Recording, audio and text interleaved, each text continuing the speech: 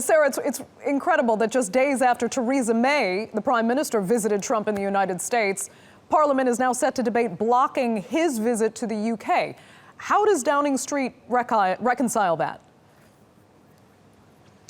Andrea, it really is a tricky one for Downing Street here. On one hand, they've just been in the US. Theresa May's been there trying to lay the groundwork for a very strong relationship going forward with Donald Trump, and particularly laying the groundwork for a free trade agreement that, of course, the UK is going to need once they exit the European Union. But on the other hand, they're now facing a lot of pressure from home to stand up to the man, Donald Trump, that a lot of people in the UK think is doing really terrible things. Now, it's interesting, this petition, it's been signed, as you say, by over 1 million people, and that's just since Saturday. So you can see the groundswell of support it's getting, and you can understand the pressure that Downing Street would be under. But it is actually not calling for Donald Trump to be banned from entering this country or even coming here on an official visit to do business with the politicians. All it's saying is that he should not be received on a state visit. Now, a state visit is different to just a head of government coming to have a chat to a couple of politicians. A state visit is when you are received by the Queen. An invitation has to be sent,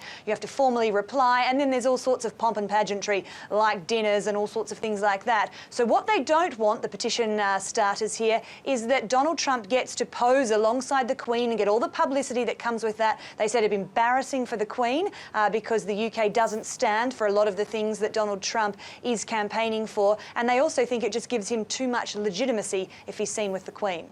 Sarah, what will Parliament then likely do in this case?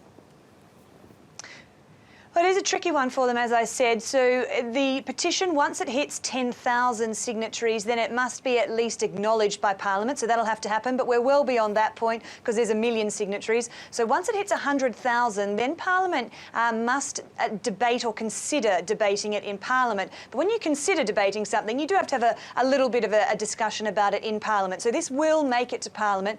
And this has happened before. When Donald Trump in his campaign said he wanted to ban Muslims from going to the US, there was a similar petition, only got 500,000 signatories, but it was debated in Parliament, and Donald Trump was called a buffoon, he was called a demagogue, among other things as well. So this has happened before. It is likely there will be a debate, but Downing Street has responded already in way to this petition by saying that, look, they're not going to revoke at this stage the invitation to Donald Trump because that would undo all the good work that has happened in the last couple of days between Theresa May and Donald Trump.